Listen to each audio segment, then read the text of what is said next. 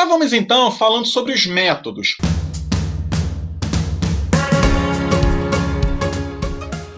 O primeiro deles são esses empíricos, ou mecânica molecular, métodos de campo de força, né?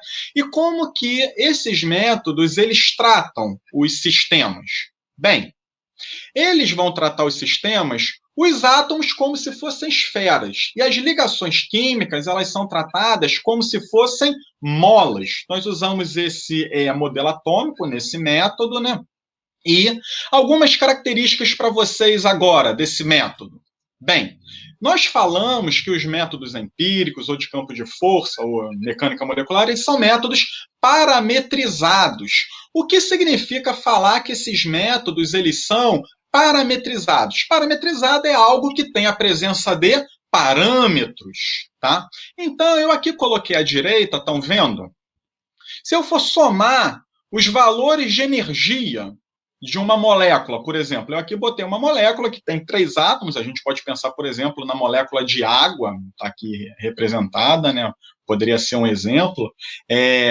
E aí, como que seria a energia calculada por um método de campo de força, ou um método empírico? Seria um somatório de N energias, onde a gente aqui teria, por exemplo, a energia de ligação, então a gente teria uma energia associada a essa ligação química, energia de ângulo, que é somado, né, aqui, energia do diedro, que aqui é a energia associada a um ângulo entre 4 átomos, né, um ângulo diedro, o ângulo entre 4 átomos. Não sei se vocês conseguem ver muito bem, mas quando nós temos 2 planos, não sei se dá para ver aqui, sempre que nós tivermos 2 planos, a gente pode aqui localizar um ângulo diedro.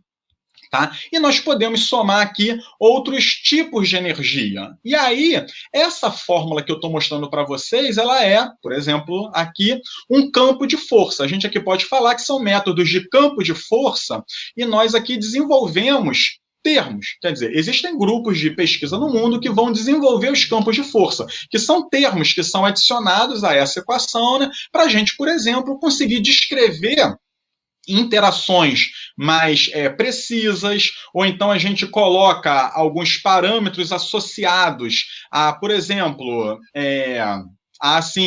hidrocarbonetos. Então, a gente coloca aí parâmetros associados, por exemplo, à frequência de vibração ou à energia de ligação entre átomos de carbono. Deixa eu primeiro explicar melhor o que são esses parâmetros que nós estamos falando aqui. Então, nessas expressões, energia de ligação, energia de ângulo, energia de diedro, nós temos a presença de parâmetros. Como aqui nós estamos tratando o átomo como esferas e molas, vocês aqui podem pensar muito na parte da lei de Hooke. Lembra a lei lá da força de uma mola, a força elástica, né? F igual a kx? Se a gente for calcular a energia elástica, a fórmula é energia igual a kx ao quadrado sobre 2. E muitas dessas equações, elas seguem mais ou menos esse princípio. Eu aqui trouxe, pessoal, aqui saiu pequenininho, desculpe. Mas, por exemplo, aqui nesse campo de força, não sei se dá para vocês verem, mas tem a energia aqui, né, da molécula seria a energia da ligação, mais a energia de ângulo, mais a energia de diedro, mais a energia de interações não ligantes. Ele aí botou esse termo, ou esse outro termo, esse daí é um campo de força. Se eu aí adiciono mais um termo, ou retiro um desses termos, ou então modifico as equações que são usadas, né, que podem botar algumas correções, dependendo do grupo de moléculas que se trabalhe, eu estou modificando o campo de força aqui no caso. Tá? O campo de força também vai envolver aqui parâmetros. Por exemplo, ele aqui colocou aqui o somatório das energias de ligação seria o quê? Dado por uma fórmula. Aqui está KB R menos R0 ao quadrado, por exemplo, que vai somar com os outros termos. Eu aqui só quero chamar atenção, pessoal, que assim como nós temos lá na nossa mola,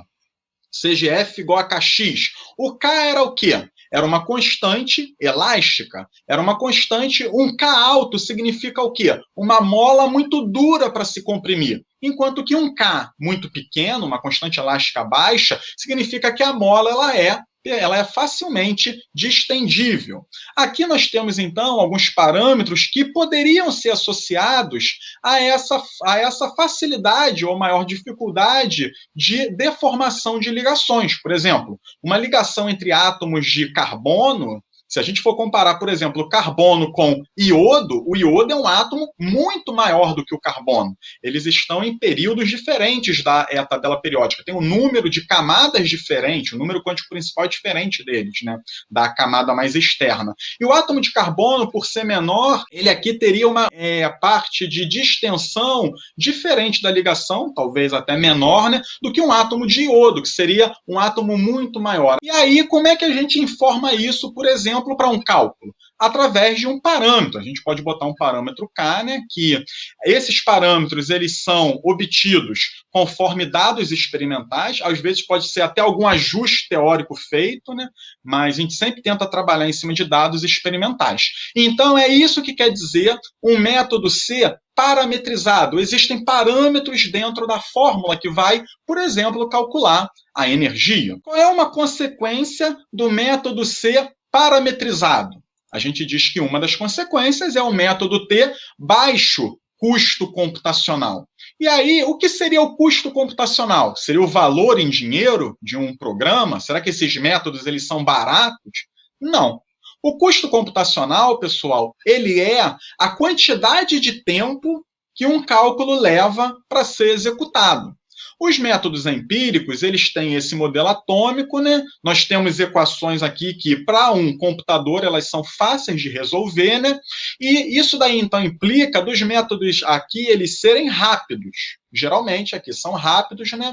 E como é que nós falamos rápidos dentro do nosso jargão da química computacional? Falamos que são métodos de baixo custo computacional. Então, o custo computacional, pessoal, ele vai ser influenciado basicamente por dois parâmetros. Um deles é o método que nós estamos adotando. Se for um método empírico, a tendência é que seja um cálculo rápido.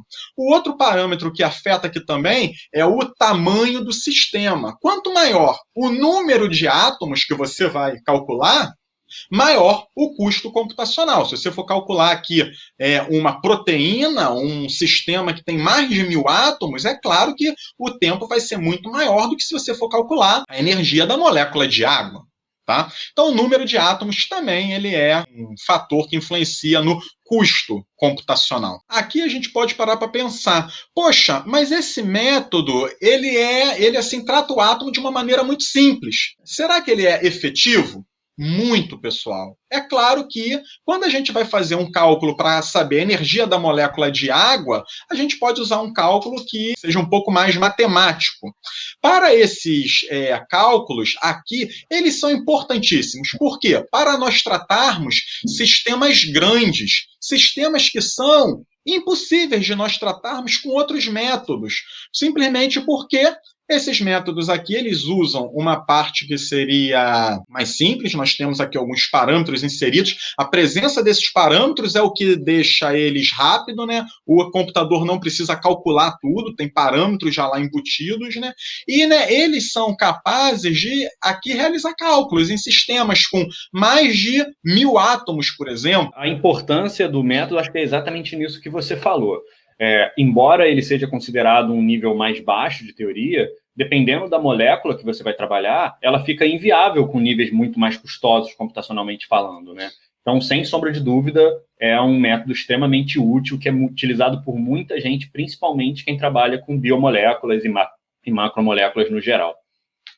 E só para a gente ressaltar mais uma coisa, pessoal, esses métodos eles são criados, por exemplo, a partir de parâmetros experimentais. Então, às vezes, pode até acontecer de criamos um campo de força específico para compostos que são assim, hidrocarbonetos, cadeia fechada com uma ligação dupla. Então, o método foi estritamente parametrizado para eles. Eles, inclusive, podem gerar resultados que são mais próximos dos dados experimentais que os métodos que têm uma matemática mais estrita. Por quê?